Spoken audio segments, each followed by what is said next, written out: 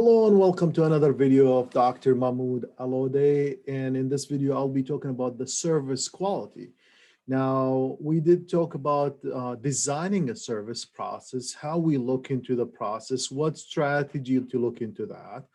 And now we're going to talk about a different aspect of the service process, design, and improvement. So we're going to talk about the improvement part of it. In the past, you know that uh, companies, they used to have their service with a smile on their faces, and that should be enough to satisfy the customers. However, these days, the smile is not enough.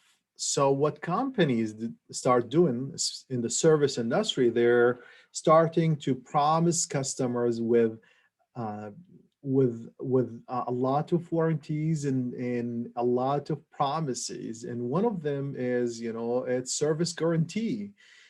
If, for example, one of the hotels that I do remember is they talked about 100% satisfaction. If you are not satisfied with staying in our hotel, you will be getting 100% refund for your money.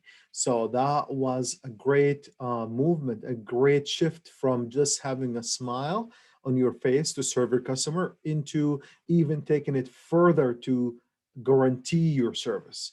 And that particular hotel, Hampton Inn, they found out for every $1 they spend on unhappy customer, in return, they received $8 in revenue. So it is worth it. It is profitable, and companies should look into quality in their service. However, quality in the service industry is sometimes tricky because it's a live event. It's not like a production where you inspect the product before you send it to the customer, and then if it's not good, then you start the process again and you produce another one. Now, the service industry, it's a live event. It happened on the front of the customer, and if the customer is not happy, it's not going to be happy at all. And in this video, I will be talking about some quality techniques and strategies that we could use it in the service industry. The most important thing is, how would you define the performance standards? These performance standards would help in building loyal customers, and a loyal customer and loyal base for your market. And this is what you want in your service.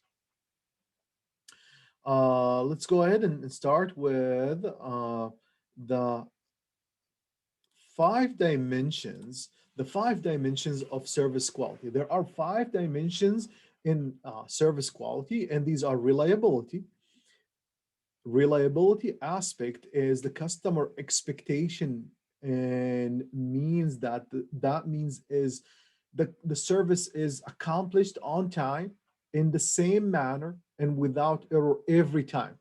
So if you go to Starbucks and you expected to buy a coffee from there, you expected to have the same taste every time. So that's what reliability in service means. So you are, as a customer, expecting to have your service accomplished on time, in the same manner, without errors or defects. For example, receive mail at the same day every day. So you're expecting to get your mail by 3 o'clock p.m. This is where you're gonna go and see your mail. If you don't see your mail there, that's gonna be, you'll be ended up as an unhappy customer. And so reliability is an important dimension for the servicing quality. The second dimension is responsiveness, how fast you're responding to your customer. So willingness to help customer promptly, which means that you need to avoid customers waiting for no reasons. Why are you letting the customer waiting for no reason? So this is one thing. Also, another thing about responsiveness is how fast you act when the service failed. So sometimes if you fail in your service, what you want to do is react quickly and make sure that you uh,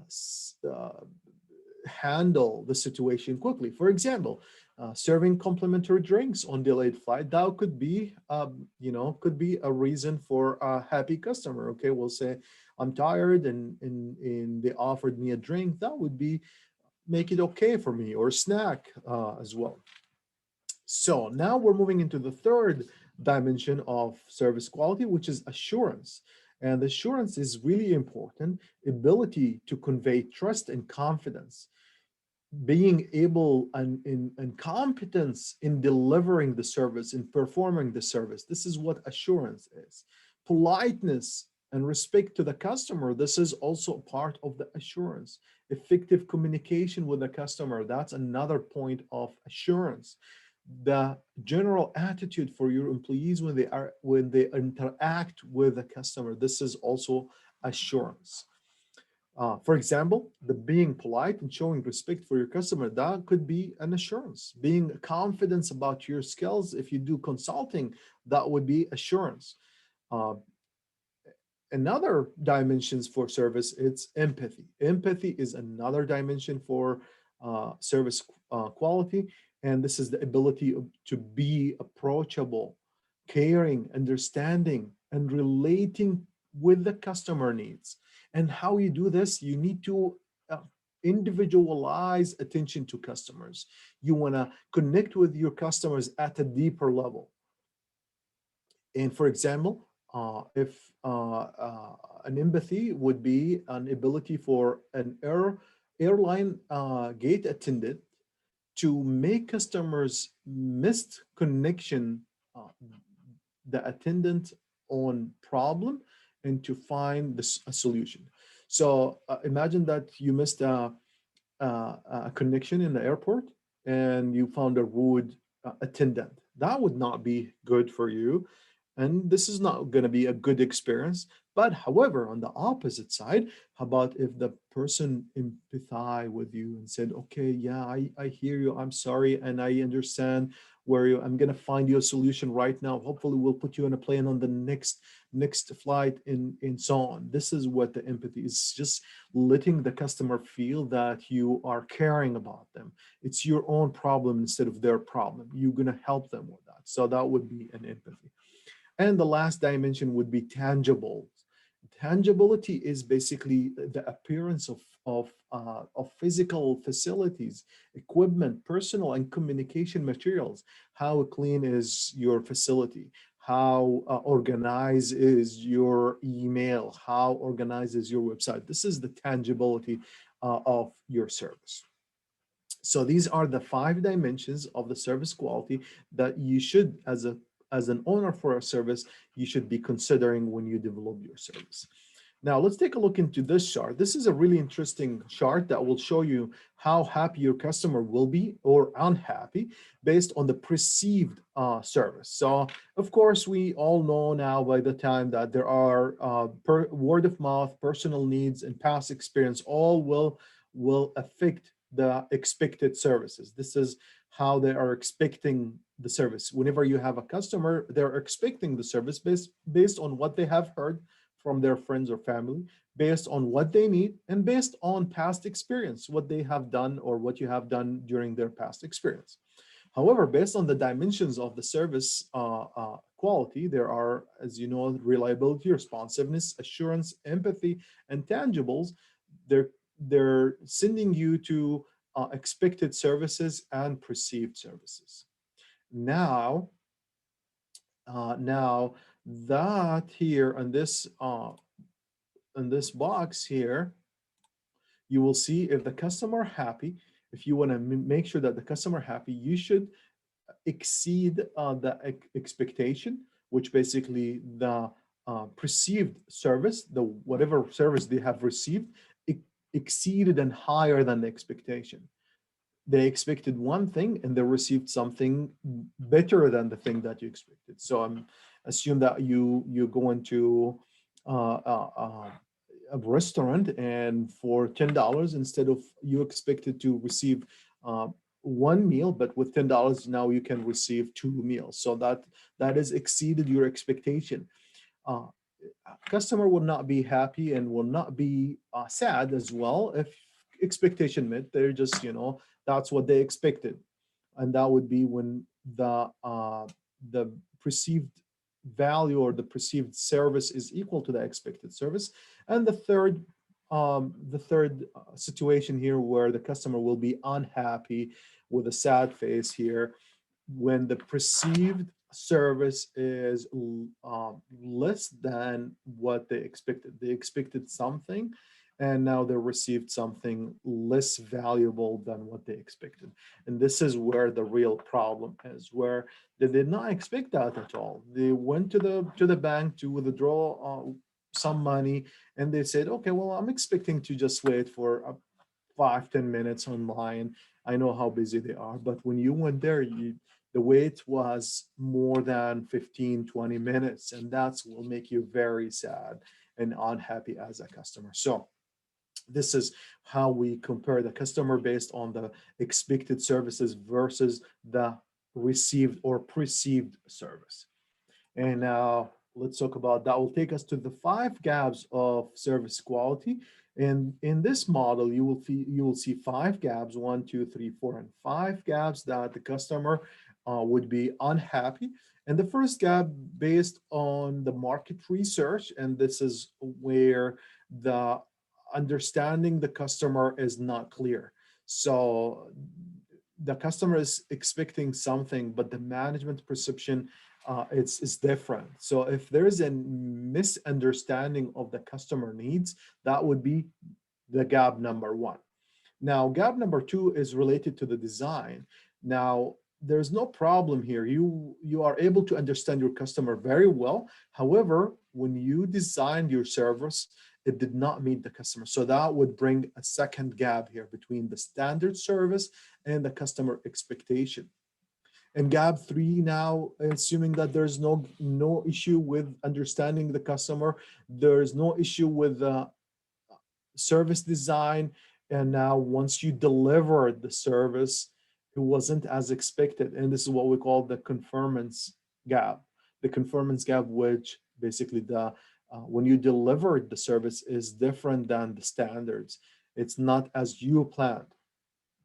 And gap number four is the communication, which basically when you deliver the customer and when you deliver the service and the customer receive the service, they're totally different. That would be because of managing the evidence. You have not tracked your customer expectation and perception of your service. And the last gap is related to the customer satisfaction, and that would be the difference, the gap between the customer perception and the customer expectation. Let's read more about this 5 gaps. So, and the first one is the market research gap, which is basically management may not understand your customers for some reason. They couldn't understand it. They tried and they think that they understand the customer correctly, but it turned out that they did misunderstand the customer. And what they have to do here, they have to improve market research. They have to foster better communication between employees and its frontline employees. And they also would like to do is to reduce the number of levels of management that distance the customer. So the more management level, the more you will be far away from your customers. And again, this is just not being able to understand your customer correctly. Gap number two, design gap, which is management enabled to formulate target level of service to meet customer expectation and translate them into specifications. So one thing is to listen to the customer. Another thing is to translate what they want into technical specification. And there's so many tools such as the quality function deployment, QFD, or the house of quality that could be used to translate what the customer expectation and how we could translate that customer expectation into a technical specification. And this could be solved by setting goals and standardize service delivery task to close that gap. Now, the third gap would be is the conformance gap, and this is actual delivery of service cannot meet the specification set by the management. So again, what they have on paper, on plan, they planned it very well, but when they implement the service, it turned out into something else. And that would result, or the reason for that gap, because the lack of teamwork, poor employee selection. We've selected the wrong people to do the job. Inadequate training. We did not provide enough training for our employees so they could deliver what that was the plan on paper. And the last thing is a job design, inappropriate job design. We designed the wrong job for this typical task. So these are what the reason for that. So a solution for that, you probably want to do training, better design the job, and better select the employees, and have teamwork and effective teamwork communication, so you could result in closing the conformance gap. Gap number 4 is the communication gap, which is the difference between service delivery and external communication, which is we have we have implemented the service as planned, based on the customer needs. And now when we deliver it, there was something wrong happened. So that would be different between the moment where we implemented the service and then the moment where the customer interact. And that could be exaggerated. The reason for that gap would be exaggerating promises in advertising, or lack of information provided to contact personnel to give customers. So there is there's nothing wrong with the previous process, but the process, when the customer connect with the company, with the front line, that there's something wrong happen. That's the issue. So now we're dealing with the external communication. We're not dealing anymore with the internal communication. And the last gap would be the customer expectation and perceptions gap. And this is where we said they expected something based on past experience or word of mouth, and when they are received it, they received something else. Customer satisfaction depends on minimizing the 4 gaps. So in order to solve that gap number 5, we have to go back to the previous 4 gaps and work on them to close these gaps. Companies try to measure the gap by using surveys. This is how you could close the gap, by using, survey the customer. How do you like the service? What do you think of this and that? So there is a lot of effort should be done on surveying the customer. Also, another way we could do it is walk through audit, which is basically you walk into your service with a customer perspective. It's, imagine that you put yourself as a customer and you want to go to that service and see if that's gonna open your eyes into some issues and things to do in order to improve the quality. All right, well, now we're going to move into the quality in more details, the tools of quality. And the first thing that you want to consider, that when you design a service, quality should be designed in that service. It's nothing, it's not coming after the service. No, you need, while you design the service, you should implement something, quality techniques and strategies to be implemented in the design. And that would be the next video that I will be making shortly, on how we could implement quality in the design of the service. I'll see you in another video.